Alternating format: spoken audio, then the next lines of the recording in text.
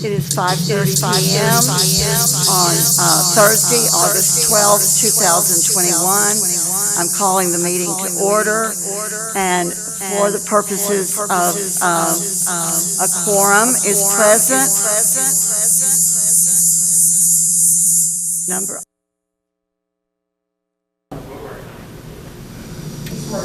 Oh, okay. Now then.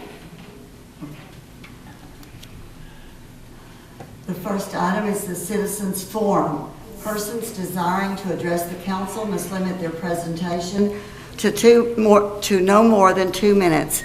Unless an item is posted on the agenda, the Texas Open Meetings Act prohibits the council from responding to any comments other than to refer the matter to a future agenda, to an existing policy, or to a staff person with specific factual information. Claims against the city, council members, or employees, as well as individual personal appeals, are not appropriate for Citizens Forum.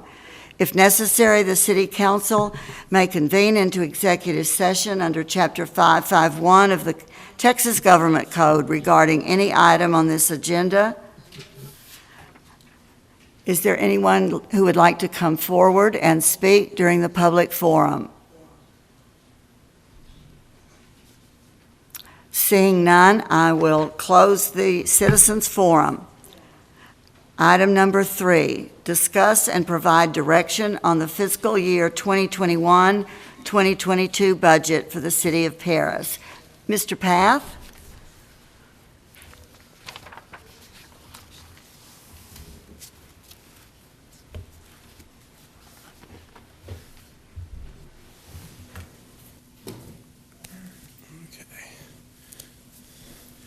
Evening, Council. All right. City Council had asked for a budget workshop tonight, and so we had just a quick run through of the budget on Monday night, and so I had not received any specific questions from anyone up to tonight, and so what I would propose is I have some slides here.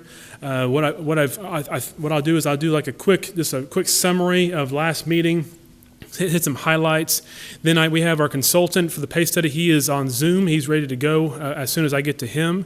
Then once that's completed, I then have a slide per each department. So if you have a question on a particular department, be it library or community development or streets, we will have a slide for each department. It's going in order, and I will summarize the expenditures, the revenues, some highlights of that department, and then if you have any questions, I'll try to answer those. If I can't answer it, we have a whole team here of individuals who can speak to that. So to those questions there. So they're here as your resource, as your asset, in case you have questions.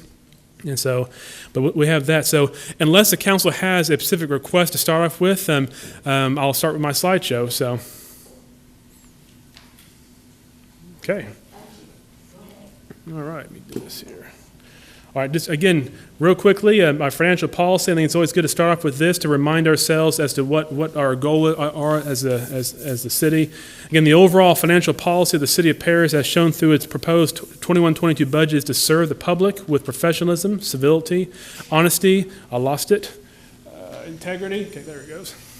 And provide a safe and prosperous community by being responsible stewards of the taxpayer dollars, and to provide quality, efficient, and effective services that facilitate and enhance the quality of life, recreational enjoyment, economic opportunity, responsible planning, improvement of infrastructure, and public safety for all. Again, our priorities from Monday night are of course, the proposed budget shows employee pay through the pay study, capital purchases, new positions. We have 2 new positions in the proposed budget, realignment of line item budgets, maintaining operational services, and Texas property, the SB2 there. We will mostly touch on tonight just mainly the employee pay in general, of course, through the consultant, then also capital purchase. We have those discussed in each one of the slides for each department. And then new positions. Summary, I won't go through all this again, but overall we have 53 separate funds. So we primarily operate out of funds 1, 3, 10, and 45, 1 being general fund, 3 being airport fund, the brand new fund we started this year.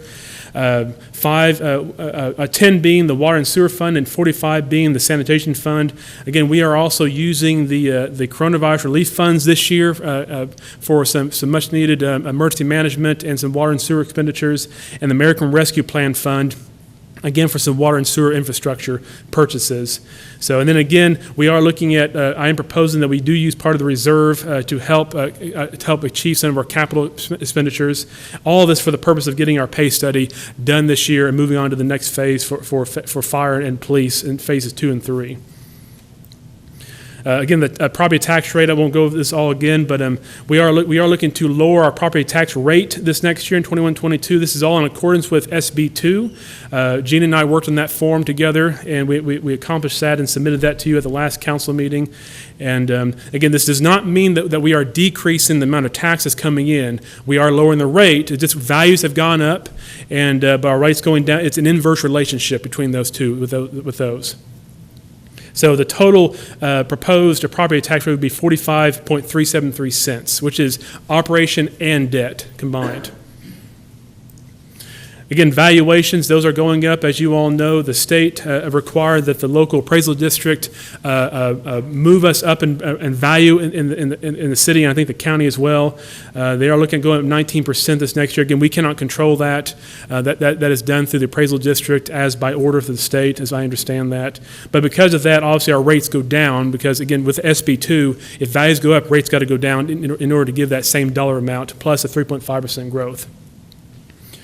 And I think with that, I'm going to turn over to Matthew Weatherly. He is on Zoom. He is our consultant with Public Sector Personnel Consultants. We hired him last year, and he's been working with us diligently. It's been a pleasure to work with. And so we have a Zoom feature here. I'm going to give this over to Russell, and I will have him start talking. So.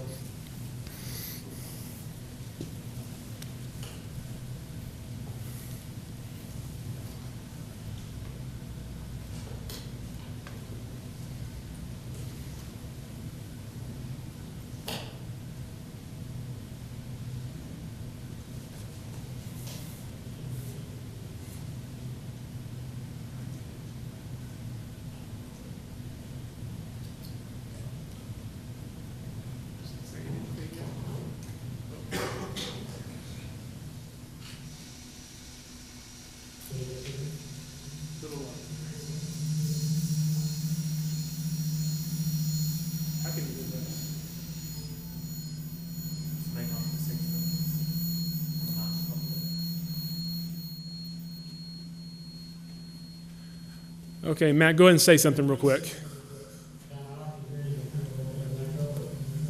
Okay.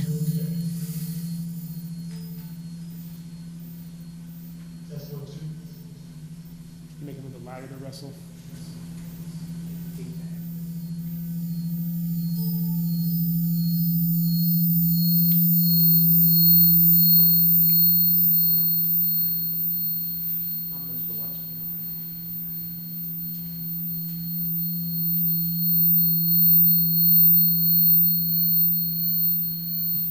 We're trying to take care of some feedback on our end. Just a second, Matt.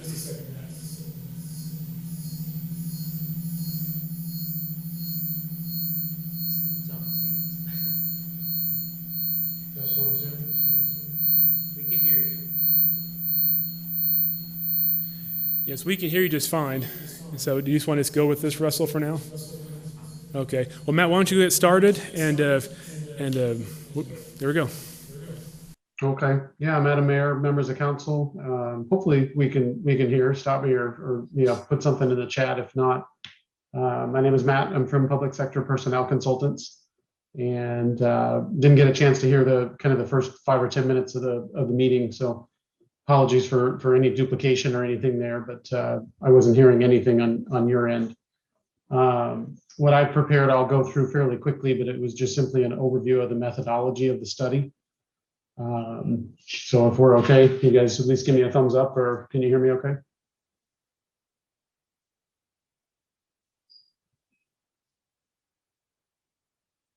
Yeah, I have no audio coming back from you guys, so I'll keep going. Let me know, or Grayson certainly shoot me a text if not. Our project scope, was to conduct a salary and a benefits survey. Typically, you do surveys to kind of inform, your budget process, to answer two questions: how are we doing, compared to those that we're competing with for staff, and then really to kind of apply the data for establishing a pay philosophy, identifying where you wish to be or need to be in order to recruit and in order to retain. The next slide I have the agencies that we collected job descriptions, pay plans, organization charts, data from to answer those, that first question. And from there, we've designed pay grades and pay tables for all classifications. So the list of agencies, probably in Monday's packet, but certainly the communities that were utilized, kind of a mix of regional agencies that have some demographics in common, whether it's population or staff size or budget, utilizing those as comparators, to identify how these agencies, develop and establish their pay plans, and then compare your pay structures to others. The next slide, if that's okay, I've got several examples of what all of our work behind the scenes looks like. There are roughly 90 pages of benchmark information job by job that we utilize to answer that first question: how are we doing? How do we look? How do we compare? So in this example, you have a customer service representative with a pay range there across that top bar of 25 to 35, and you're a little bit behind market. So if we use plus or minus 5% to define market, we're real close on entry. We're starting to creep a little bit behind for range top out. The abundance of job titles out there in the market, really makes it incumbent upon us to review job descriptions to ensure that we are making good job matches and job comparisons based on actual job duties. And so that's a kind of a very important, component to that. I've got, like I said, a couple slides and examples like that. Again, using plus or minus 5% to define competitive.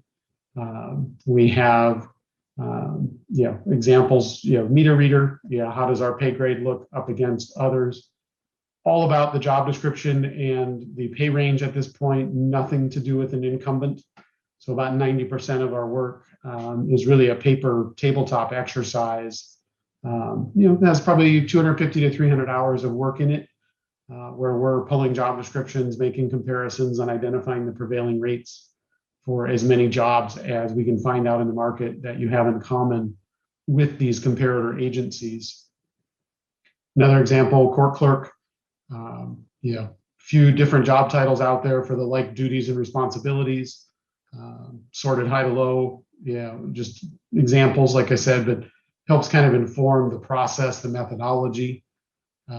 Everywhere that we go, we hear about labor trades, skilled trades, commercial driver's licenses, positions that are hard to fill.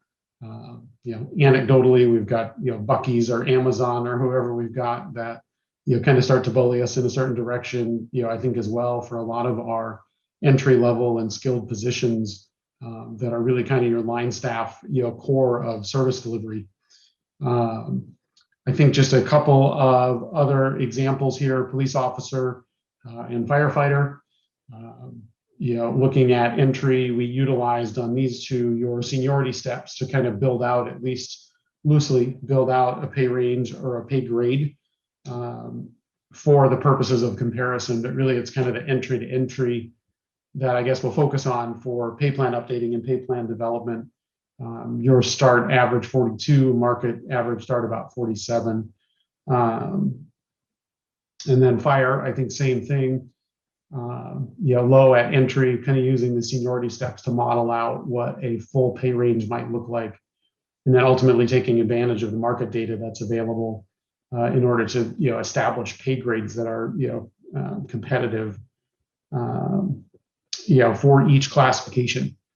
Like I said, very job specific rather than people specific, again, at this phase. At a high level, and I'll take civilian label off, as all jobs. We surveyed about 90 different jobs using plus or minus 5% to define competitive. About 70% of our sample falls in the more than 5% behind. category. And so, there are corrections that we can make to back into at least being consistent, right? If we have some jobs that are at 80% of market and other jobs at 90% of market, how do we maybe stagger implementation so that we're more consistent for all jobs over the next, kind of 2 to 3 budget years. Those that are farthest behind, will need a little bit more catch up than those that are, close to the market or at market. We do have a couple of jobs that survey, slightly ahead of market, but we've got room here, depending on the budget. It's a little bit of a staff question, but the budget to affect change and get closer to market for as many of our jobs as soon as we can. We also looked at benefits, some of those big ticket items such as health insurance, who pays for what, how does our paid time off look for vacation and sick time. The only really kind of finding as far as that side of the audit, is on the pension side on TMRS. I think that was also kind of discussed a little bit on Monday. But about 6 of the survey cities are the 14 and 7. 3 of them are the 12 and 6. So we get a little bit of a weird average, but I would put you just kind of slightly below market when it comes to pension contribution on TMRS. My last slide, and then whatever we need to do kind of for audio in case there's questions. We have proposed pay grades for all jobs, pretty much a hands-off process. Making sure that really objectively as a third party, we've gone through and allowed the market data, to dictate all of our findings and recommendations, pretty objective. Trying to get jobs to be in pay grades nearer to market.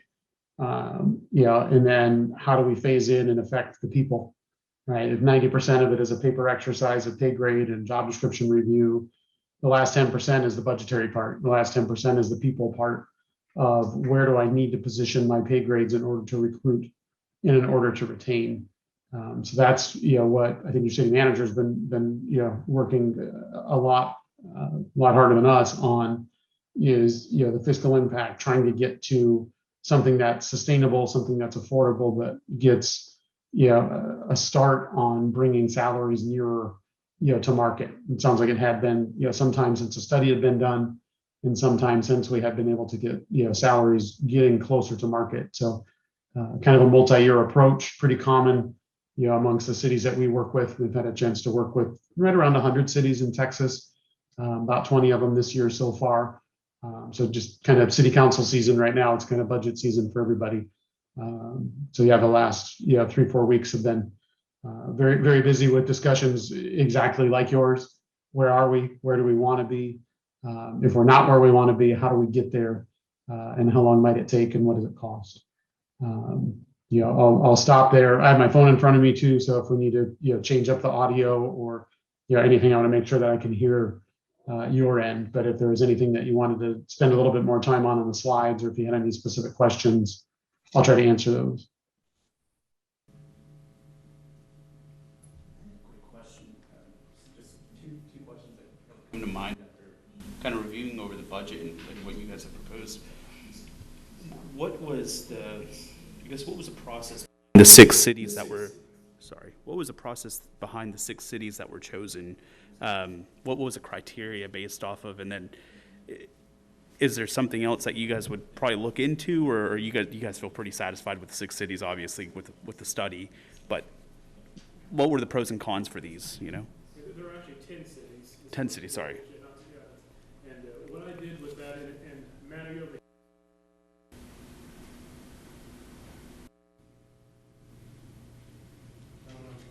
Well, the way that went about it is, of course, I consulted with him at first, and what I went into this was, again, what's fair for the employees, what's fair for the taxpayers, and also we cannot compare it to a McKinney or a Plano, those kind of communities, nor should we compare it to a Detroit or a Bonham. And so I tried to find communities, first off, population-wise, that are relative in our range, and because Typically, a town of 25,000 roughly, they typically have a lot of the same departments, a lot of the same positions, roughly the same number of employees, roughly, never one-to-one ever. And, but so I started with that. Then secondly, I went to the U.S. Census website, and I started to go through demographics. I started looking at, okay, what is the average wage and average income for the community? What is the average house selling for? What's our demographics for race and so forth? And I tried to find communities that were in that ballpark. I didn't want to, obviously, I didn't want to pick too affluent nor the opposite way here. I tried to find towns that are right in that ballpark there, because I know it could be, you don't want to cherry pick. You don't want to cherry pick either way. Obviously, you don't want to pick a bunch of communities that obviously favor the employees highly, but at the same time, you don't want to pick a bunch of communities that highly favor the taxpayers the opposite direction there. So I try to pick communities that seem relatively similar to ours. Now, again, there's no one-to-one. I think Marshall's probably the closest to us in that true comparison off the U.S. Census data. But I went through probably 30, 40 different factor points looking at like I said, average income, average wage, average household income, just all those pieces in there. I don't quite remember off the top of my head now, but a lot of census data is what I went through. So, Yeah, I see that now. I was looking at the other memo, but yeah, I like the cities that you guys have looked at and compared to. I think these are great cities to kind of gauge off of, similar to us. The only other question I have is the little confusion that I had reading over some of the material. In terms of the pay study, let's just say I know you're going stepwise, and this would be an annual increase. Is that correct? annual increase? On wages? Well, yes and no. Yes for the civil service employees, no for the non-civil service. Right. And so civil service, yes, I'm proposing a 3-year phasing with about 75% of that up front now, because we have the funds now, then about 12.5% next year, 12.5% the following year. That way in 3 years, we will be caught up. But by adding COLAs the whole way, 3 years from now, we will not be 3 years behind. Gotcha. So I've done that for the civil service. Non-civil service, we'll do it all this year. If we get done this year, we are then competitive. And so going forward. Going back to the I guess bulk 3 years, the question I have is, if you were to increase, and then let's just say something happens, another COVID or some devastation happens, and our budget kind of, skyrockets or goes down. I mean, does the council have the, I guess, authority at that time to look over the budget at that time and say, okay, well, let's make some adjustments, and maybe instead of going 12 this year, maybe we'll go a little bit less? Absolutely. Just wanted to make sure that once it's voted on, is it set in stone, or is it something that we can go down the line and take a look? Yeah. Nothing past this year is ever set in stone. Obviously, we have a contractual relationship for like a bond or a loan or something like that. Those are set in stone, obviously. But no, the next 2 years are not. They're not guaranteed. And so, as I was saying to my staff, the civil service staff, years 2 and 3, it could be 12.5, maybe 12, or maybe 10. We may have such a good year, maybe we do 15. Get more of it done faster. And so, I will be doing this exercise on a much smaller scale next year to see, okay, where are we at financially, and can I truly get that 12.5% as I planned? But there's always that possibility that we cannot quite get that full 12.5% there. Perfect. That was just, I would happen to be curious about that, just in case if something were to happen. So, Gotcha. I have a quick question about the equity, which would be the value to the city of a job based on the qualifications and the responsibilities. Do you ever find that you need to maybe reclassify a job from what our city has classified it, or our charter? And if you go about reclassifying that in the plan, would you do a study just of that one job classification and make those changes? Because I noticed you said every 3 to 5 years, these are generally salary study is updated, and I would hate for an employee that their job was reclassified because maybe of growth in the city or the department they're in, and I would hate for them to have to wait 3 to 5 years to be reclassified. If I can jump in real quick before Matt on that, yes, what we would do is if we were to create a new position or reclassify a position, yes, my HR director and I, we would work with Mr. Weatherly. Okay, this is the new job description. What is a good range for that? In fact, we've actually worked with him on a few other positions, the airport manager, for instance, and so that's a brand new position. And so we worked with him to get some scales from some other communities, and even our assistant building official, we worked with him to get some ideas off that. And so, yes, if we were to reclassify or create a new position, we would be communicating with Mr. Weatherly to kind of see what other towns doing to create a fair wage for that. Thank you. Kind of one more thing. Is there elasticity in the plan so that it would keep up with the consumer price index, or you mentioned COLA? Yes. Yes, and so what Mr. Weatherly had did when he produced his numbers is that he called it aging, but it's basically applied to 2% COLA, because the data you have today is for this fiscal year. We're applying it to next fiscal year, and so we added a 2% to the data for the budget here, and so again, what we'd recommend going forward is once we get caught up, we stay caught up. And that's where we would look at a reasonable COLA, whatever we look at the CPI. Then every year I would propose to you what we feel is reasonable, whether it be a 1%, a 2%, whatever we feel is right that year. Every year is different. Some years 1% is enough, some years 3%. It's whatever we feel is comfortable, what we can afford to do, obviously. But yes, the goal going forward is not to stop. And otherwise, 5-10 years from now, we're back to where we were today, and we don't want to keep this down to our descendants, and so, yeah. I do commend staff and the council for taking this on, because it is way, way overdue, and our staff certainly deserves the increases. And in the past, it's just the can's been kicked down the road too long. So thank you for doing this. Any further questions of Mr. Path or Mr. Weatherly? I've got some for Mr. Path, but I didn't want to take any more of Mr. Weatherly's time. Okay. He can hang on for a while, so, yeah. Okay. A few questions. First of all, thank you to the employees that are here, the ones that couldn't make it, maybe even the ones that are watching us on Zoom or Facebook. Thank y'all, first of all, for what you do. Y'all continue to persevere and do things and work, and whether you're in an office job or you're out in the heat, and I commend you for what you do, and I appreciate every one of you for what you do. Grayson, thank you for putting together not a short budget, but a good budget. I'm still kind of locating some of the stuff in here, so if I flip around a little bit, I'm sorry. To the citizens of Paris, I've talked to several, some with some good thoughts and good ideas, and some with that I differ a little bit on. Several good things, several things I didn't totally agree with, some negative things. That's noticeable. As a statement from me to the public, I would like to say that, Grayson, I believe in you. I believe in your product. I told you that when we hired you. I told you that 2 days ago. And I believe in your team. I believe in what y'all are doing. We're by no means perfect. I'm not perfect. Nobody in this room is perfect. But we're closer to there than we have been in a while, in my opinion. I think that the citizen, and there's some discourse, and you read it on social media, you read it, you hear it at the coffee shop. There's a little bit of that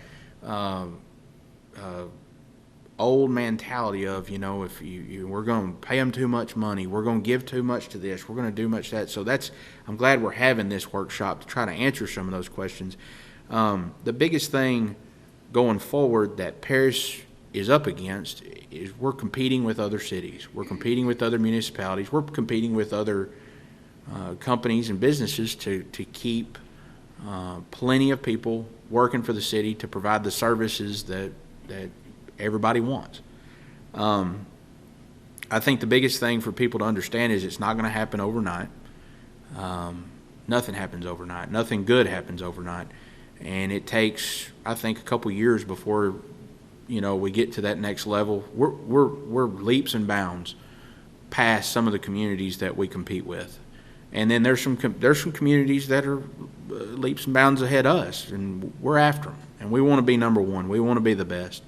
We've got a lot of good young people that are moving back to Paris. That is the key to growth.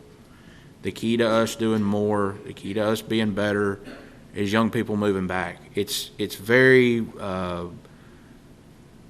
refreshing, I guess, for the city of Paris to be able to have that. I grew up in a community where not a lot of people, hardly any young people that grew up there came back there. Wasn't much to offer. Paris has got a lot to offer. Paris has got a lot of stuff in the pipeline that's going to come down to offer, from developments to the EDC, through private development of businesses and several different things. And I'm really, really excited for those. I want to see those move forward. I think, whether you're a Republican or you're a Democrat, you can vote however you want to vote. There's ideologies on both sides that support and not support what we're talking about doing. I will say this. This community, we have, in my opinion, pulled back on paying employees a fair wage. And a fair wage meaning, look at our study. We're 5 to 16, some of them even more percent, back from competitive salaries in local communities. And I know, even on the civil service side, I know police officers and firemen, and I don't know any public works guys that or utility guys that really travel much, but I do know a lot of firemen and police officers that leave this community, live in this community, and they drive to Frisco, they drive to Greenville, they drive to Mount Pleasant. The only way you fill positions is you're competitive in your wage, you're competitive in your retirement, and you have a good place to work. We have all of those except for the competitive wage.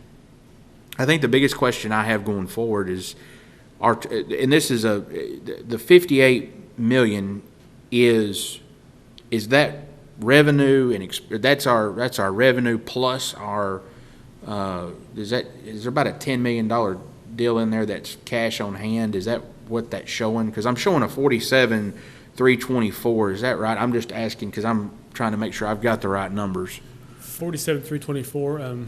47,324, 413, I think, is the combined budget, and then you add your. Is that right? Yes, I believe so. I'm trying to remember if you want to go there, back on yes. your slides there, Yeah. that's where I pulled that number. And I've like I said, I think that's all the funds together. I think our general fund, we were looking at around 25,570,627 plus sewer and water, got it to like 47. Yes, yeah, the combined operational budget between general fund, and I also had airport, coronavirus, American Rescue Plan, water sewer fund, and sanitation fund is a $47 million figure there. Okay, so the overall budget, where would that 11 or 10 or 11 and some change, where is that 11 and change, the 58,602 overall budget? That's the other funds, the special funds we have, the court funds, the bond funds, That's your debt service. And, yes. okay. If you look at the top of that slide there, we have a total of 53 funds. That 47 million is in those funds 1, 3, 5, 6, and 10, and the 45. The other 47 funds, whatever, contain the other 11 million there. Okay, so the reason I'm asking that is, and I'm not getting on Paris News or any news, but I had people call me and they went, "Y'all went to a $58 million budget," and I said, "Well, that's $15 million more than it was last year." And I said, "What?" And they said, "Y'all's budget was like $44 million last year," and that was and the operational budget is what I'm really concerned about. That's what the citizens are looking at. Yeah. So Yeah, I want to clarify that for the public. Yeah. And then on tax levy, that is the actual dollars, whether your appraised value went up, your appraised value stayed the same at the appraisal district. We do we're looking at a 43 and some change. It's 45. 45,373 from a 48,078 per 100. I guess you'd call charge for your taxes on your property. So what levy-wise different? It was $8 $9 million, is that right? Yeah, the total M&O is $8,030,000. Okay, what was our levy in 2021? 2021, it was. Or 2020, I'm sorry. Yes, 2020. I got that down here a little bit further down here. Let's see here, property. Okay, let me get it in here. Our levy for operational was. Property tax increase is Yeah, it- 537,000, right? Yes, yeah, it was 7.46 million. So That's the public has asked, so not everybody is concerned, but there's been some concern because they just didn't understand. And I was driving down the road trying to figure it out too, and I thought, it's not that much because we're going down on our tax rate, but there is a $537,000 more Yes, dollars that we're levying from tax funds or from property taxes. So yes, that is a substantial amount of money for anybody involved. When you look at it on a big scale budget, it's not. And when we look at the not only what we're talking about as far as sewer and water, we've got a big project coming up there. We've got a big project coming up with our raises and what we're talking about doing with our salary. So I just want the public to understand there is more money being spent. There's no doubt about it. We're spending more money. But we've also taken stuff out of our budget. We've taken positions that have not been filled that were previously in our budget. correct. We've taken those out because they're not currently being used or we haven't hired those people in there. So there's a deficit there. Also, too, I wanted to be kind of touchy on where we're going to buy some equipment. Those equipment things, and the way I understood it, was from a special grant, special fund, or money that we don't normally get that we could put in there for Yes. mainly water sewer type equipment. Yeah, American Rescue Plan, yes. American Rescue, ARPA. ARP, yeah, ARPA, that's that's, okay. So I explained that to a couple of people. They were, we're gonna go into, we're gonna have some more debt service. Well, no, there's government funds out there, and we haven't even looked at our new infrastructure bill that was passed or in the works of being passed right now in DC. So maybe some money there too as well, but we got to jump on those things. Yep. I mean, and I've had several calls. Well, we don't need to be in the mill and overlay business, and I said, no, we don't need to be in the mill and overlay business, but we need a mill and overlay machine. Cold mix on top of water pipes that have broke on a brand new nice street, 33rd. I live right behind my house. Collegiate, there's several of them. We can go in there and put hot mix on top of that. We have a better product then. And in an emergency situation, y'all can fix it. And also, too, if we've got some streets out there that we can do, that we feel comfortable with, that we don't have a bunch of base issues and things, we can go fix those. Is that kind of the precipice behind that equipment? Yes, Okay. it is. I guess another question I had, too, on tenured transfers. So civil service and how that works, McKinney or Frisco or one of those took out civil service years ago, and I'm guessing they base their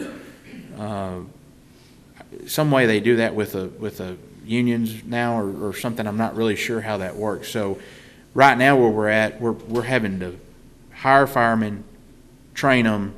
They're going to stay with us a couple of years, and there's better opportunity out there, obviously, because they're going elsewhere, and we've got probably a little bit of an issue with keeping people for a long time because we just don't have the pay scale that some of these other.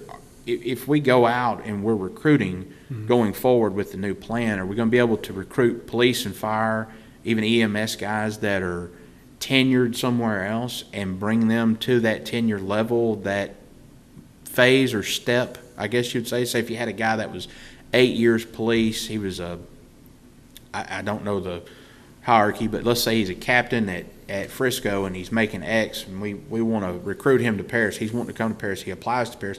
Is he going to get his step 6 or captain or whatever the year? I don't know the answer to that one myself. The civil service part, that's a tricky law there. So I don't know if Right. Thomas, if you know the answer to that. I know you've been with civil service for quite some time. Do you know how that works, or if you want to come up here? And this may be a fire, either way. Yeah. I'm just trying to figure out, because I don't want us to, giving more money is great, but are we going to get what we're after? And then I've got maybe a catch-22 that maybe we could look at. current civil service law doesn't allow a lateral transfer from another department in at that seniority level. Okay. There are things that can be done through collective bargaining agreements and meet and confer between the associations, as you were speaking of, and the city government, but that's not something that the City of Paris or the Firefighters Association has ever pursued here. Okay. So to say it can't be done would be a misnomer, but under current civil service law, the way things stand, no, it couldn't. Everybody comes in, they start at the base level. What I think we will be able to do is we will be able to attract some of these people that are already certified, though. Yeah. To where hopefully I don't have to hire a young man or a young lady and send them to school for 6 months, pay for their education, pay their wages, pay overtime to cover that slot while they're going to school, just to lose them a year or two later. So I see a definite benefit. I just think being a young man and growing up, a lot of people, my generation is not the best at saving. They're not the best at doing retirement plans.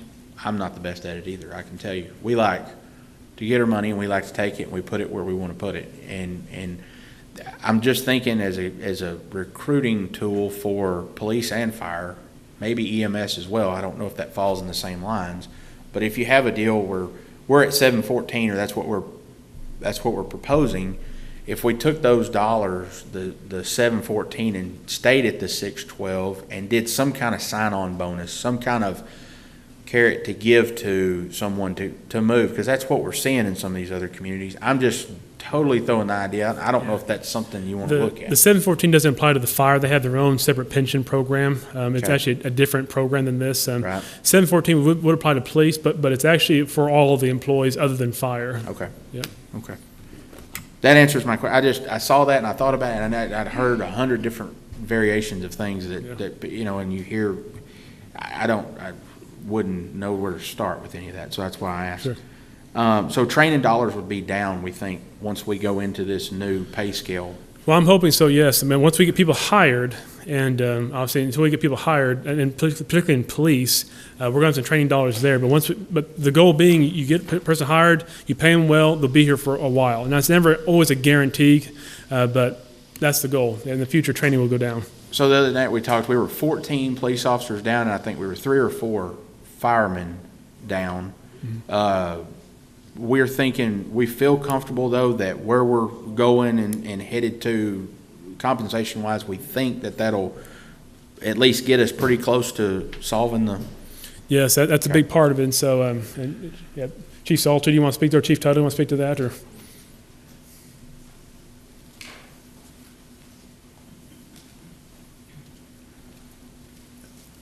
Can we respond to the question about the sign-on bonus? Absolutely. Yeah. Currently, you were talking about getting people with experience. What we have done in the past, let's say, for instance, we hire an officer with 8 years' experience. We'll bring him in. We won't start him on the lower level. We'll bring him up and start him on that seniority level that's comparable to whatever experience he has. Gotcha. And we also have a sign-on bonus that we've used a few times. It's a $5,000 sign-on bonus. If you have a year's experience, then you're eligible for that bonus. and not a former employee here. Yeah, not a former employee that just left and turned around and come I'm right just back. thinking, I mean, man, I'm telling you, when you're up against it, that police officer looks and he goes down here and Walmart, they pay, I don't remember how many dollars for a truck driver now. They can't get truck drivers. A lot of businesses can't get truck drivers. Truck drivers are a hard thing. But a police officer usually has a pretty good record. He can go get a CDL and he can go. So what you're competing against some of that stuff too. And that's kind of what I'm saying is how are we sure I'm all about it and I want to do it. But I want to make sure we're as competitive as we can be, because I don't want to just say, okay, we're going to bump everybody and then we're 2 years down the road and we're still 10 or 12 because we're competing. I mean, that's, This is definitely going to put us in a lot better position to compete than what we are right now. Okay. No doubt. Okay. Extra equipment, and this kind of goes back to the paving stuff too. I'm all about yellow iron. I love it. It depreciates. It's one of those things that we're going to continue to. Thank y'all very much. It's gonna something that's always we're gonna eat at, trying to have the right equipment and everything. Mm-hmm. is there any thought process of going forward? Because we're going to add some new equipment. Is there some old stuff out there? Is there things that we can get rid of to try to offset some of these costs? Because Yeah, we do auction about every year. We do auction off our old equipment per procurement, per law, how we do that correctly. And so, but yeah, we just had a big auction here a few months ago, and Gene, we had a large auction here. We sold a lot of equipment in that auction, and but yeah, and also we do trade things in. If we have something that's of value, go for a new backhoe. We have an old backhoe that's still working. We can trade it in. We do that as well. And so, but yes, we do get rid of equipment and try to make money off of that. I want us to be really cautious with, and we're really good at a lot of things, but when you go and add 4 or 5 more processes, no matter you're talking, well, mainly in public works, obviously, or even in the city sewer and water and that, we can get too spread out, and you can be a jack of all trades and not a king of a few. So that's the only thing that kind of I'm worried about. I just want to be cautious about going forward. Yeah. Is if we get into mill and overlay, or we get into extensive street work and things of that sort, is there ways that we can offset that? Maybe with a revolving contract with, or bidding some of that stuff out as a revolving door with local contractors, or bid it out to whoever to maybe do some of that stuff. Now, obviously, if we go fix a water line on Lamar, we got to fix it right then, and it's not going to make sense for us to have somebody on call because they're moving equipment and everything. Y'all are obviously going to do that cheaper, but if we've got some big site projects where we're having to go out, maybe even put in electric, some of that stuff we talked about at the Gene Stallings Park. If you feel comfortable with that, I'm comfortable with that. I want us to be very cautious about adding too much to our plate when we've got some issues that we're still working through. No, I agree. Yes, particularly to the asphalt overlay machines. That's still a tentative item under the American Rescue Plan.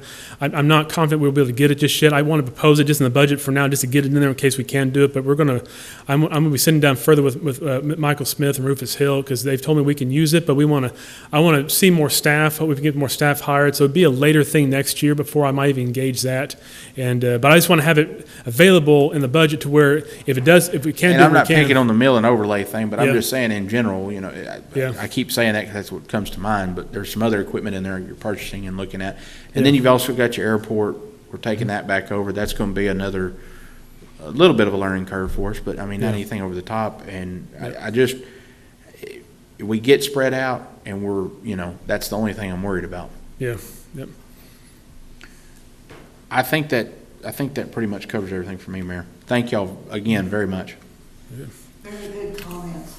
Yep. Thank you. Any other comments or questions? Anything else from Mr. Weatherly before, for the comparable pay study? We can let him go after that.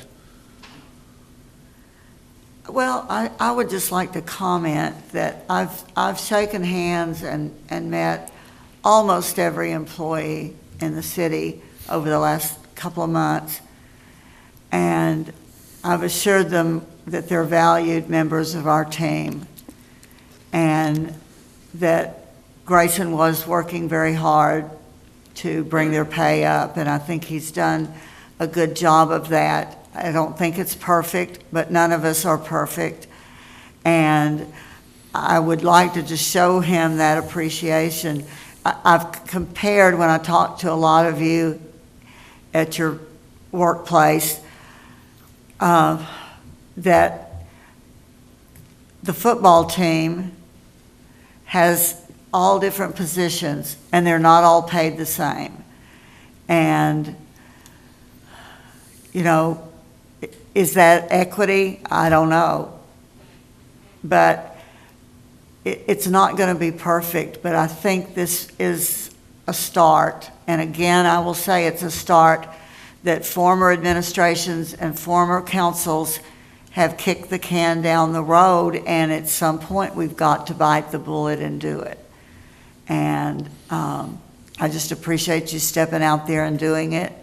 And Mr. Weatherly, appreciate your part in this. So I have no further questions about salary. Any other council members? Very good. All right. Well, thank you all for that. Matt, thank you so much for joining us tonight, and we appreciate that. And so we'll be working with him over the next year, and even beyond that. Like I said, will be nice thing about having a talented consultant like this will be as we get new positions or as we reclassify, we have a good asset with Mr. Weatherly there. So well, Matt, with that, you can go ahead and sign off, and we'll keep on going. So thank you. Let's see here. Russell, I'll let you close out Zoom.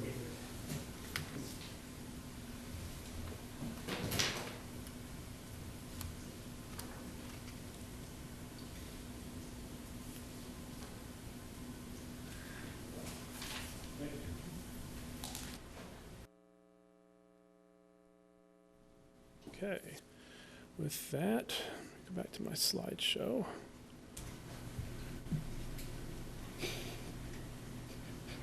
Okay, I don't know how to go backwards.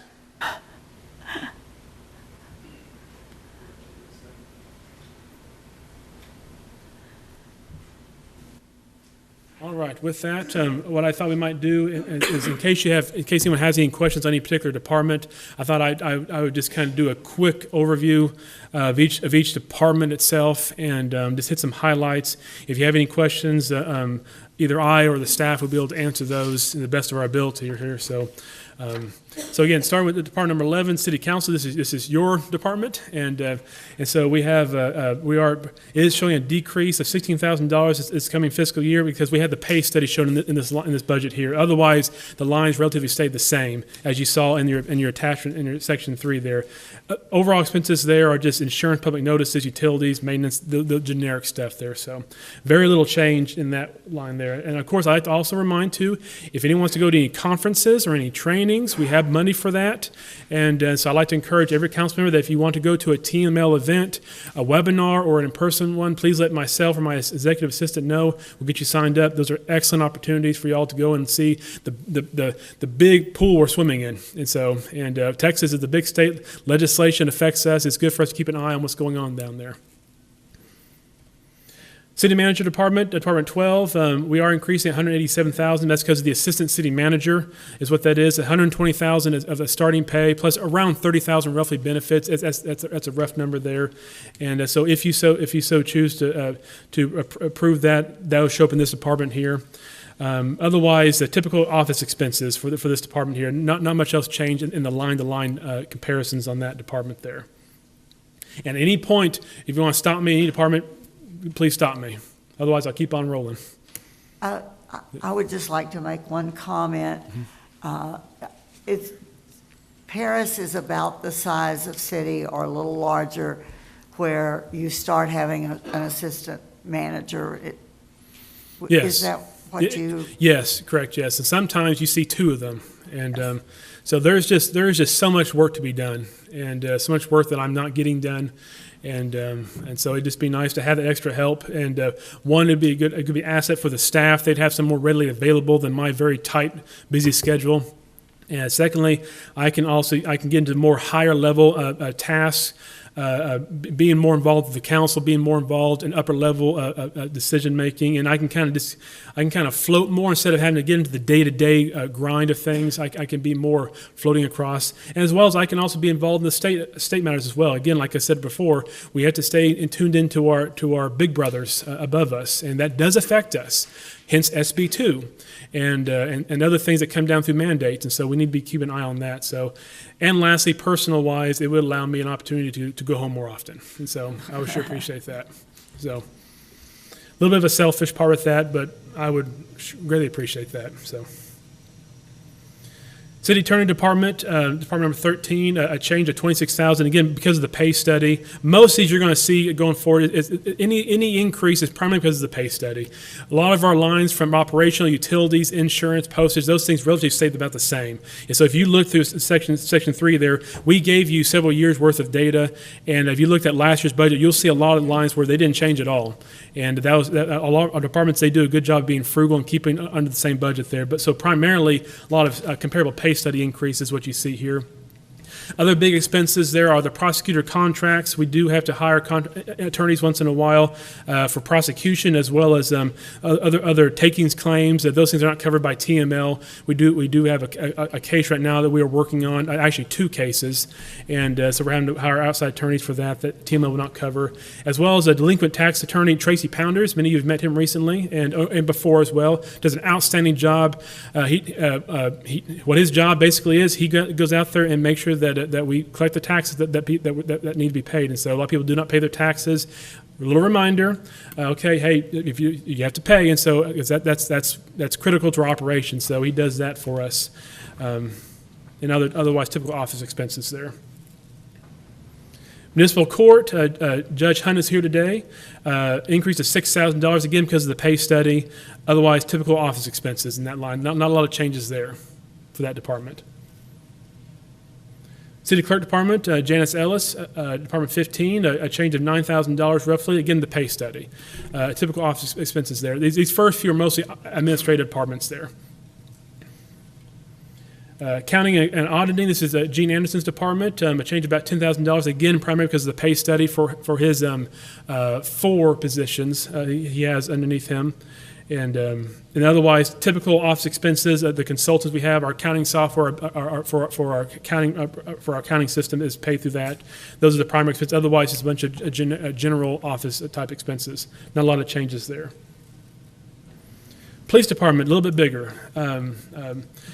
Increase of $243,000 in this department here. This is by and large definitely because of the pay study. We have approximately 70 employees in that department, so a lot of money tied to that. We have some building repairs that's tied. We're also having an increase in some building repairs in that department, some HVAC needs in that department. Otherwise, you see in here some large expenses always with training, uniform expenses, gear. Again, we have a lot of employees, a lot of gear, a lot of needs in order to stay up on those requirements. Vehicles, fuel, animal control is through this department, insurance, third-party agreements for our software, our CAD systems, and then we also have three new patrol units. We have annual rotation for that.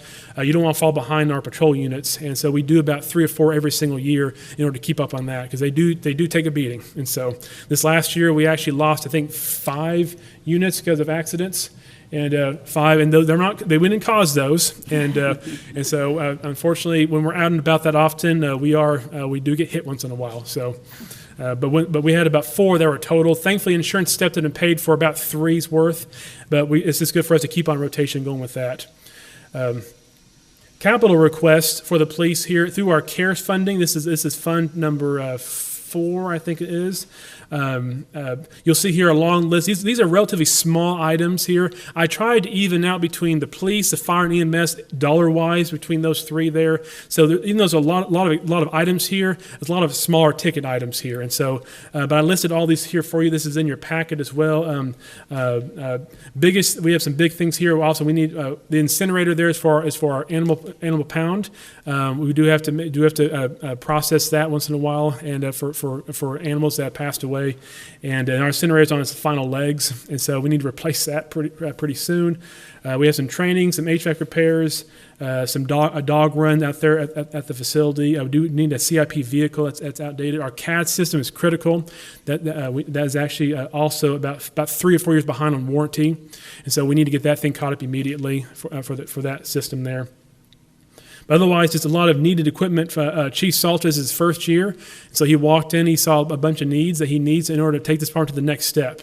And so I'm pleased to be able to throw a lot of this stuff into this budget here using the CARES funding. Again, the CARES funding there is for our first responders primarily, so I feel this is a good use for that. So, and again, if you have any questions, let me know, or Chief Salter and Chief Tuttle can answer those. Fire, another large department in our general fund, an increase of $600,000. They were the furthest behind overall in pay, and so if you look at their studies, they were 25 to 30% below comparable across the board there. So that's why you see a larger number here for this department here, and they will tell you that. And so I think I was not even here for a month when I met with them. That was one of their concerns, obviously rightfully so. So pay study is obviously a big part of this. Otherwise, other typical expenses you see there, large expenses are, of course, training, bunker gear. We do need to have a rotation of that for our air packs. I came from a community in Nebraska City where we did not rotate that out, and that can get very expensive. And you need that gear to fight fires. And so it's good that we can rotate that out with our 50-plus employees in that department there. And we have a small fire truck financing program. We've got some financing for some equipment. I would like to, in the future, get into a regular rotation process. We have one for EMS. We rotate an ambulance every year they last 7 years. We rotate one every year. We have 7 ambulances. Police, 3 or 4 every single year. We don't have anything for fire necessarily. And I think we need to start a program like that pretty soon to start rotating our equipment out. And I tried to do that this year, but the numbers just didn't work out this year. But talking to Chief at Monaco, we're still good for a couple of years. We need to start getting ahead of that. I also note here that up until this year, code enforcement was a sub-department, and so I did remove that from fire and put it under Andrew Mack, Community Development Department. So you'll see that under the Community Development Department budget instead. Some capital requests of the CARES funding. We have some portable radios. They need a new storage building for station number 3. They've outgrown their facility with some equipment there, so they need to move some stuff outside, but keep it out of the rain. SCBA regulators, as well as a new emergency power generator. All of our stations have generation except for station number 3.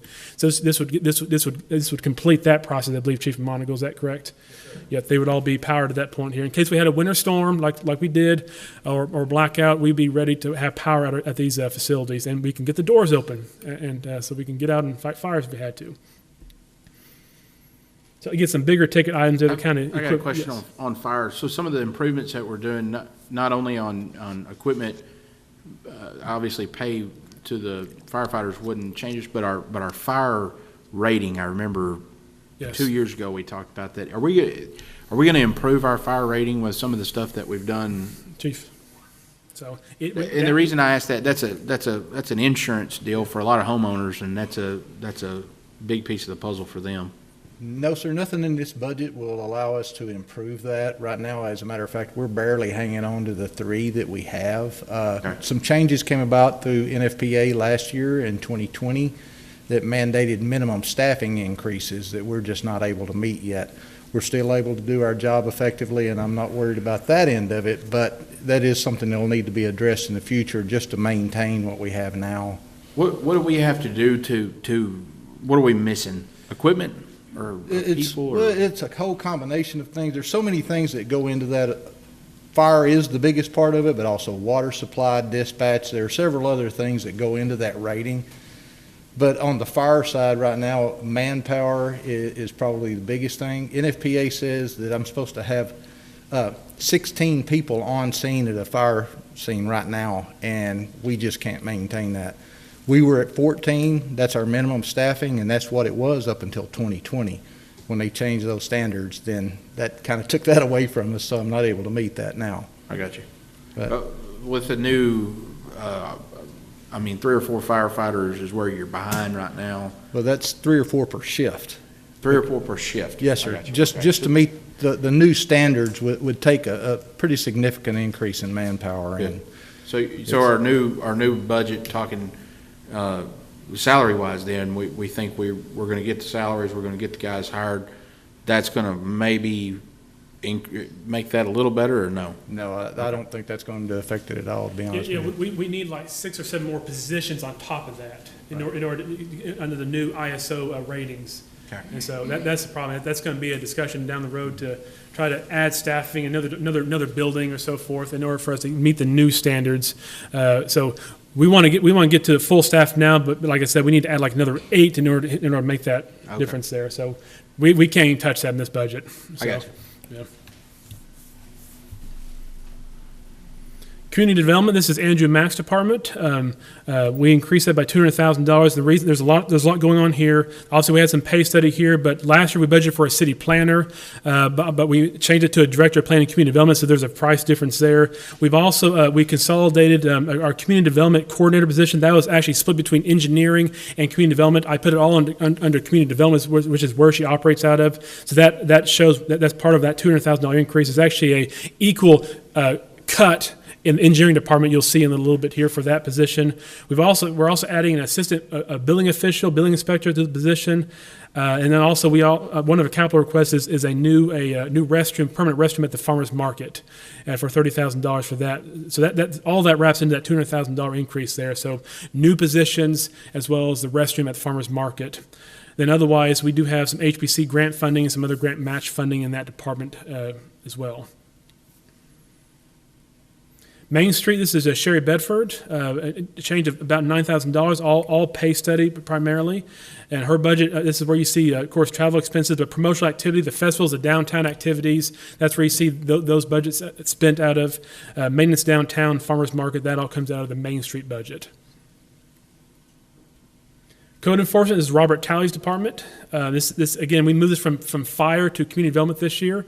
It's a very good fit. I also consolidated those staff into the annex across the street there for better efficiency for communication. I've always found that you can communicate better when your office next door to each other, and even though we're in the same compound in the area, there's just nothing replaces being under the same roof. So I think that's been working out very well. So the change is about $13,000, all pay study. Otherwise, one of their big expenses is postage. We do have a lot of nuisances, as you all know, and so we do chase all those down all the time. So a lot of postage expenses for that because of state law requirements. We also show our demolition expenses, our nuisance abatement, and our lot mowing through this budget here. We did increase that last year to $100,000 for house demolition. It was $80,000 for years, and we're trying to eat away at that large list we have. And so those costs are between $5,000 to $10,000 per house. Is that right, Mr. Talley? There you are. Is it about $5,000 to $10,000 per house to demo it now? They're usually averaging 3 to 4 on your average, but on some of our larger ones, especially since we went up removing the slab, yes, they can get up around 10,000 for some of the bigger houses. Yeah, so 3 to 4 on average, but I have asked them to start moving slabs because that makes the property more marketable afterwards for resale. So we have that in that line there, and of course a lot of lot mowing. And we unfortunately people tend to not take care of their yards, so we have to do that for them. So. Then otherwise, a capital request here, a small one through the CARES funding. I am asking they get some body cameras. There's a lot of he said, she said when it comes to code enforcement. Code enforcement is they're never the good guys, and so everyone likes firefighters, but no one ever likes code enforcement. And so with that, it's always good. It's good protection for our staff, and likewise good accountability for the staff as well. And so Mr. Mack and Mr. Talley and I have been discussing we'll be getting some body cameras for them next year for that process. So Maybe the council members as well. was that, yes, yeah. Yes. Mayor Pro Tem Hughes has done a great job of going out there and assisting us and backing us up. And so, engineering, unfortunately, we don't have a city engineer right now, but we're still looking for that. Again, you see a decrease of $102,000. Again, this is where part of the position for the community development coordinator was in this department. I moved that to community development now, which is where the position belongs. So that's part of the cut there, as well as the previous city engineer. She was at a higher step. We're looking at hiring at step 1, so that's part of the reason why there's a big decrease in this department here. Typical expenses are office expenses, consulting engineering firms. We do work with Hayter Engineering as our interim engineering firm, doing an outstanding job for us right now. Staff is very pleased working with Hayter right now. And also, we do ADA projects to be determined. We have about $15,000 in the budget there just for miscellaneous ADA things like sidewalks here and there. We have heaving or some. We have some money there. I actually used some of that money this last year for the pump track. We did some ADA improvements out there, part of the pump track project. Then also engineering software, our GIS system and everything. A capital request here, we do have a new GIS employee, great, Matthew Mercewick, doing an outstanding job. If you ever meet Mr. Mercewick, just excitement. And he loves coming to work every day, doing an outstanding job for us. So he's busy trying to take us to the next level on GIS. GIS, that's pretty cool software, and a lot of cool things can happen through GIS. And so we're doing a small checkup there with the company to help us go to another level of GIS. Public Works, Michael Smith, Public Works Director. This is kind of the office staff portion of Public Works. Increase of $26,000. This is all pay study related for the staff in that department, and then again typical office expenses there for Public Works for this particular department here. And then we'll go through the sub departments next. Parks, Recreation, Right-of-Way, Pool, Superintendent Bill Lowranger oversees that. Under Public Works, increase of 147. Again, pay study, there's a number of employees there, so it adds up. We also have some capital requests. There's a finish mower, a stump grinder, and a UTV mule for a lot of our softball programs, and those equipment are on their final legs. They're about 10 to 15 years old equipment, and so it's needed to replace that equipment so we can maintain our ditches, right-of-ways, fields, and that equipment there. And also, we can do some of our own grinding of the stumps. Instead of paying some of the labor fees for contractors on some of that. Otherwise, we have a regular mower rotation in that department. We do a lot of mowing, so it's good that we can keep a rotation there to keep fresh mowers. We do rotate one mower a year. We do have some money for our Trail to Paris asphalt. We put about $30,000 towards asphalting the Trail to Paris every year. It does wear out over time. It's highly used, and so we do put money towards that every year. And again, if the state takes that over, that will go away. And so that expense will go away if the state were to take that over. Then, of course, mowing services, lots, as you know, we have 20-plus parks, a lot of greenage to mow, and they're busy every day. And then we also have to contract out mowing in the Parks Department quite often. Then, of course, pool chemicals.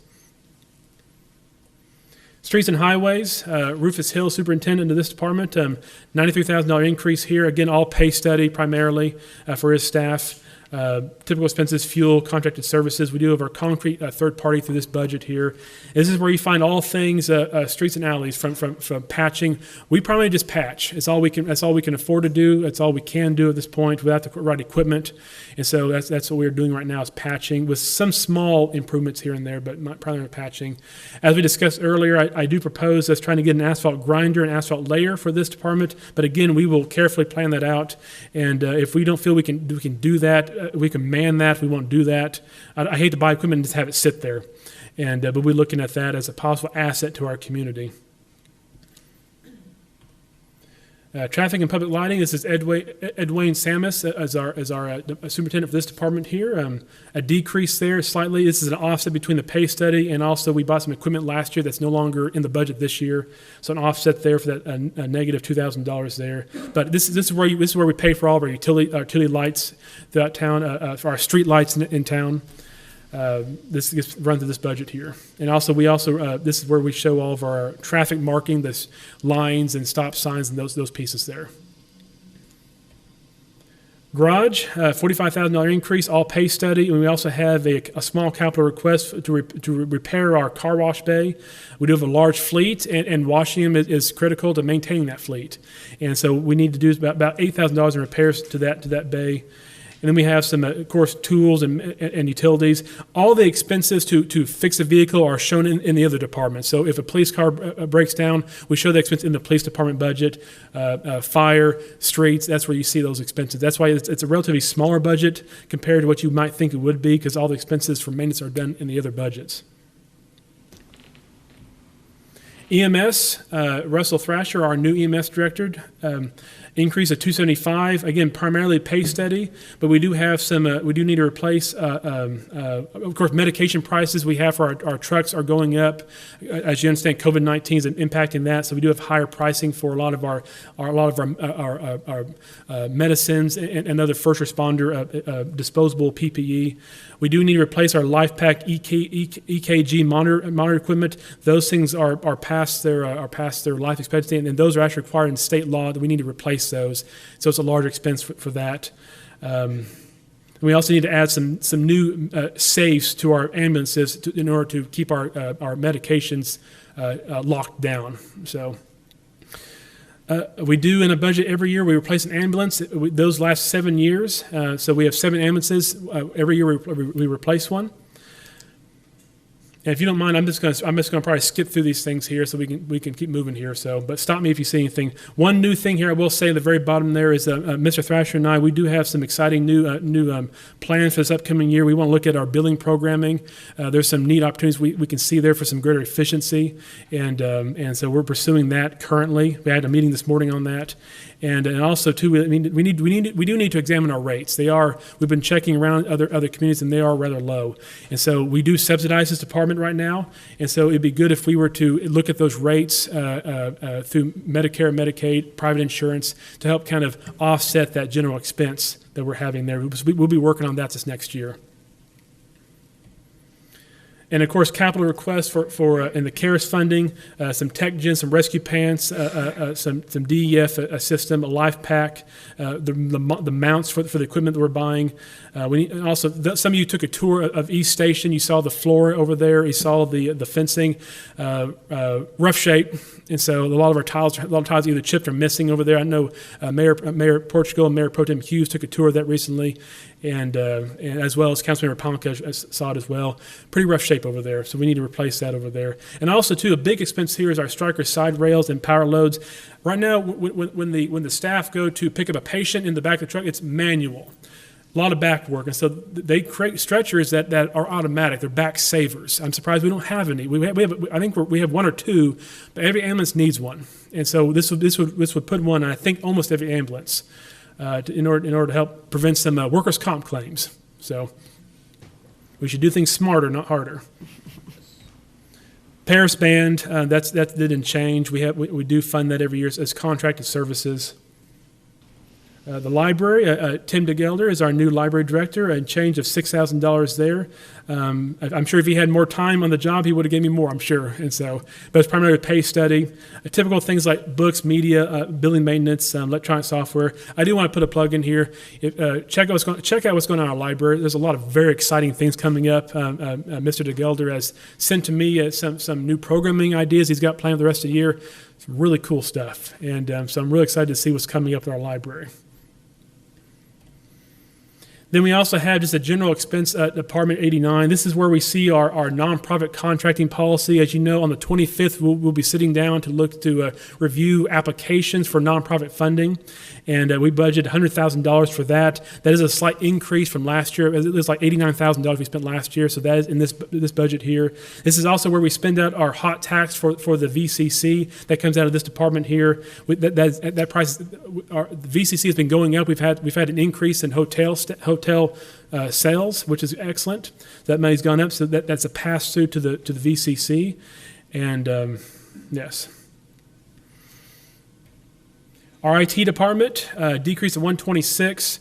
There's a mixture here. Mr. Klinkerman was our former EMS IT director, so there's a change in payroll in that line there, in that budget there. So that's reflected here. Obviously, we're showing the payroll differently now that he's departed.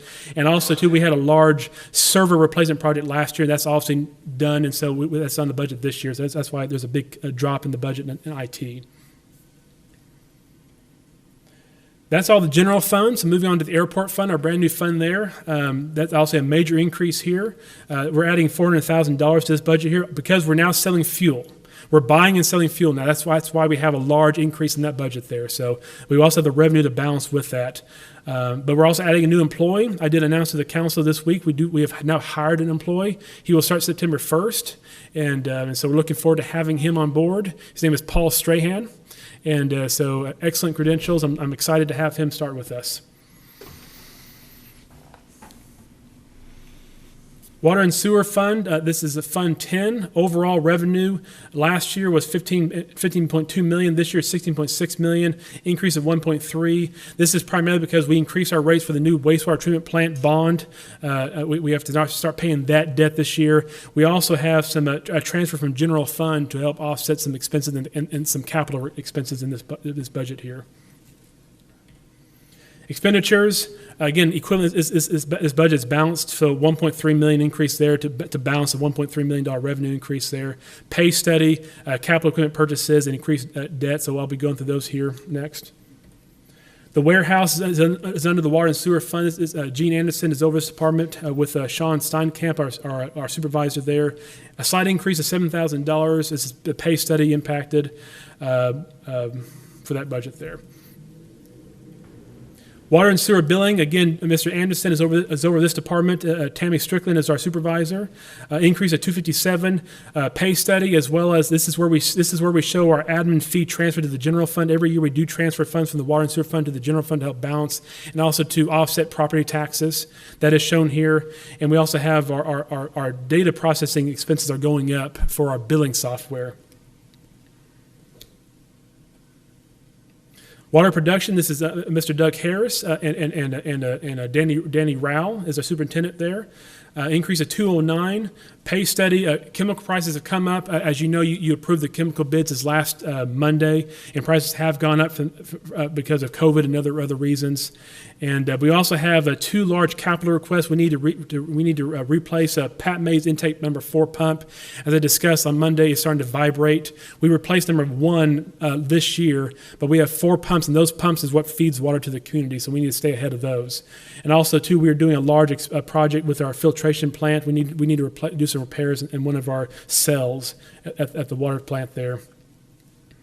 And another large expense is under the American Rescue Plan. We're looking at buying that backup generator for the ground storage facility under the American Rescue Plan funding. So that's part of our water production department. Water distribution, this is Michael Smith, Public Works Director, and Denny Edwards, Superintendent. A decrease of 159.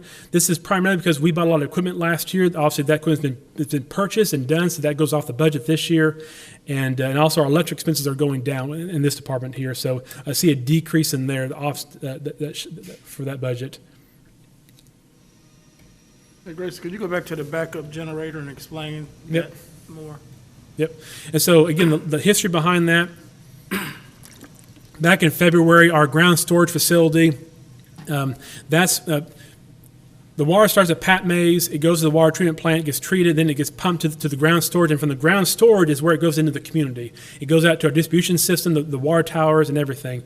Back in February, when we had our winter storm, they were doing the rolling blackouts, quote unquote, and unfortunately ours was in that basically 8-hour rolling blackout we had there in that part of town. And so when that facility has no power, we have no water. And so it became very, very clear to us immediately that we need backup generation there. And so it's a very large generation need, very large pumps. And so it's about almost a $500,000 expense turnkey for this. This is available through the buy board, through cooperative purchasing, so we can get best pricing through that. But this would allow our facility to no longer be a weak link. And so we would have generation there to where if we lose power, we can keep on pumping. So. Thank you. While you're on electricity, whose budget is the electricity from this room come from? Probably city council and city manager and so forth. But let's save those 2 departments some money and turn the air up if we can. If someone can help me with that, please. Sweat is pouring off over there and over there. So thank you. Yep. You cold? Cold. Are you cold? I'm always cold. Huh? I'm always cold too. Our capital improvement department, CIP department, part of as a sub-department of the water distribution system. This is Mr. Paul Morgan, superintendent, under Michael Smith, the director. A decrease there because we bought a bulldozer last year, and we don't need to buy one this year. I will say it was vandalized recently. We had a part, I won't say burned off. It was stolen off our bulldozer, so we're having to go through insurance to get that replaced. People can be ridiculous, unfortunately. So, but that's really irked me a lot, and so. But we're getting it replaced, and so, but also, so it's also between pay study and equipment purchase from last year is a reason for the decrease there. Now, this is a department that will be doing a lot of our water line extensions for our Gene Stallings Park, the Lions Head project, as well eventually the Southern Loop is my plan there. So these men are highly trained to lay their own water lines through the community. So great asset, and since I'm already paying for them, they save a lot of money in labor. So. Yep. Sewer maintenance, this is also under Denny Edwards. Increase of $14,000, small increase there. Again, offset between the pay study as well as some equipment we bought last year. And under the CARES funding, we're looking at buying a jetter truck. The jetter truck, that's what unstops the blockages in the sewer lines. Critical piece of our equipment fleet, and so we got to have that. CIP sewer, again, Mr. Morgan, decrease of $70,000. Again, we bought some equipment last year. I think it was a Vactron. That's been purchased already. And so this is where we show laying our sewer lines as a city. Wastewater treatment plant, this is Mr. Doug Harris, as well as Mr. Tim Bright, Superintendent, Mr. Bright. Decrease of $248,000. This is an offset between the pay study as well as we had a large, about a $400,000 expense every year for the Garver engineering team. That is now being spent through our bond. And so that money budgeted there has gone to offset other expenses in the budget now. So. Lift station, part number 87. This is Kyle. I'm sorry. So, Doug, help me out. What's that? Sites. Okay, thank you. So, Mr. Sites, and also Mr. Harris, and I'm trying to get everyone's name straight, and so. $21,000 increase there, a pay study, as well as we're also looking to replace our Campbell Soup lift station control that is about 20 plus years old, and that is a large user. So we need to make sure that lift station is operational. Now get into our landfill sanitation department. This is Edwin Samus, superintendent, again under Michael Smith as director. We do have revenue showing for, it's 1.07 million. There's a decrease of 86,000. The reason for that is we're actually looking to transfer some money into a special equipment fund. I want to start saving some money up for a potential transfer station in that department, and that would allow us to instead of having to send our trash trucks to Blossom every day, twice a day, we can deposit it in town and have a larger truck then take it out there. So it'd be a lot of saving on our wear and tear of our trucks, as well as man hours. We have a lot of overtime because of having to truck out to Blossom every day, twice a day per truck. So we're looking at saving for a transfer station in the near future. So as a department, again, the decrease 86,000. That's for that transfer into the equipment fund. So not a lot of change in the sanitation department there. Very little change in that, and then no capital requests in that department.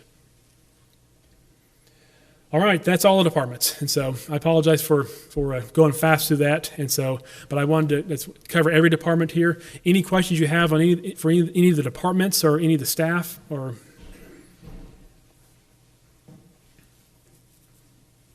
Oh, very good. Well, yep. Good job. If there are no questions, you must have covered everything. Maybe so. So with that, I would like to turn to Gene Anderson real quick to talk about the timeline, and so we can discuss next steps. And if you have any more questions tonight, we can answer those. So. And I would like to say Mr. Savage had a family emergency. He had to exit real quickly, and it's a wedding anniversary over here. So family first. Absolutely. And just to kind of let you know the steps that are coming forward at this point, since the budget's been presented to you. On September the 2nd, I'll have published the budget hearing notice and the tax rate notice that's required. Also, there are legal notices for the budget hearing and tax rate hearing, and all those get published on the 2nd of September. On the 13th of September, which is a regular council meeting, we're scheduled to have the hearing on the proposed budget and the hearing on the proposed tax rate. It is possible to adopt the budget on that same date if you don't have any proposed increases to the budget. We would have to have, and this is what we will have calendared out, is you can't adopt the tax rate on the same day you adopt the budget anymore like you used to be able to do. So we're scheduling a special meeting on September the 14th, which is a Tuesday, right after our regular meeting on the 13th, to adopt the proposed tax rate. And that will put us complete, with the adoption of the tax rate. We would then notify the appraisal district of the decisions made by the council so that they can begin to prepare, the tax statements to go out. And they like to have that as early as they can possibly get it, obviously, because that's a big job, preparation of those statements. There are some absolute drop-dead dates, in the calendar. I think we ought to stay away from those, because if we make a mistake and we miss a publishing date, for example, then I think we'll probably have to fall all the way back to the no new tax rate. because we can't legally move forward if we miss a timeline. And so I've tried to coordinate this with regular meetings and with enough time that if the Paris News, for example, can't publish on a day because their equipment goes down on a day that's critical to the process, that we would have time, for them to do something where we could, fall back and publish on a backup date. But it's a fairly tight schedule, so we pray the Paris News doesn't break down. And we've also taken into effect the fact that the Paris News publishes only 3 days a week now. We've On the coordinated that publishing in. dates, is there any provisions that we can do that electronically now, being everything's online? As the posting dates, or they still have to be printed in a local publication? We're required in the law to do both. Every notice and things we will put on our website, like the notice of what the proposed tax rate is, that's already been posted up, because it was brought to council's attention at the Monday meeting, so we've already had to put that up, and we'll add the proposed hearing dates for the budget hearing and the tax rate hearing. All of that will go on the website as well as being published in the Paris News. And that quarter-page ad, just kind of like we've always had to do it.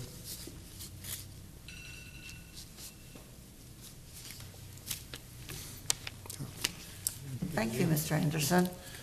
Good explanation. Appreciate you. So with that, the next step would be to either, if you want to have any more workshops, otherwise we'd be looking at the August 23rd meeting to approve a budget for publication, for public notices.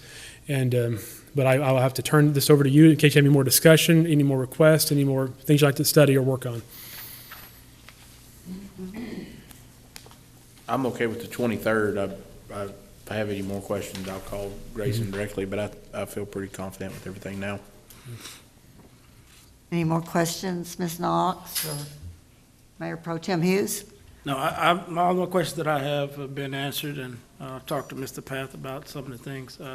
This is a very comprehensive budget package, but I appreciate your efforts. I remember last year I was in the audience observing your budget briefing, and I was impressed then. But I do remember you was very emphatic about the fact that the employees were underpaid, and your mission was to try to rectify that. So I think that we are there, and it can only get better from here. And to the employees of the city, I try my best to, every time I see you all, I tell you how much I appreciate you all, and for those who are viewing. So I know what it's like to be underpaid and overworked. It's hard to stay in those positions, but I appreciate you all that have chose to stay here and work in the city of Paris. So I really do appreciate you. I really do. And I'll continue to tell you that. And you may get tired of me telling you that, but that's okay, because I want you to understand that. And I appreciate, Grayson, and I ride with you all day. I trust your judgment and your team. And to my council, I appreciate y'all as well. I think we're doing a great job. Like like we said down there, that we're not perfect. Mr. Pilgrim said that earlier, and I agree with that. We're not, but man, we're doing a great job moving forward. So I really appreciate it. So I don't have any questions. I'm okay with the 23rd as well. We can move forward. Likewise. Thanks for your hard work and for the staff that backs you up. Absolutely. So, well, I would have one small request, if you humor me with this. I wouldn't mind starting to advertise for an assistant city manager soon. And I know we haven't approved a budget yet, but if we're talking 4 months away before I'd actually have some on board. But if that's at all, if that'd be okay, I'd love to get started on that process and start getting it written, advertised out there. And if that's something the council would be okay with me starting that process. Would that take a motion? I think so. If you guys are willing to let him do that, I guess a safer thing would be to do that in a motion. That's the safe thing to do, and it's not in a minute order somewhere. I don't have a clue what you We said. got 23rd, or today's the 12th. I would say that we hold that to that meeting and Yeah. have that where everybody, Yep. you know, with a formal meeting, if that's okay. That's fine with me, yes. Is that So, good with y'all? I'd feel better if the whole council Yep. were Yes, I here. mean, yes, we need more members here. sounds good. Okay? Okay with it, but Yeah. Yeah, I am too, but Yep. let's give everybody a, yes. Yeah, I was hoping to have all 7 tonight, but I saw, I put out there just in case to get y'all thinking about it, so. And so just clarify that annual figure for that assistant manager. Is that Yeah. annual pay plus benefits or annual pay and benefits? Because I've had Yeah, an the- email about that. So could Yeah, you the figure clarify that you saw in the table there is pay plus benefits. And so it's $120,000 starting pay and about roughly a $30,000 benefit total from health insurance and social security and retirement, all those pieces there. So, yeah. Thank y'all. seeing no further business. I hear a motion to adjourn So moved. in a second. Second. All in favor, say aye.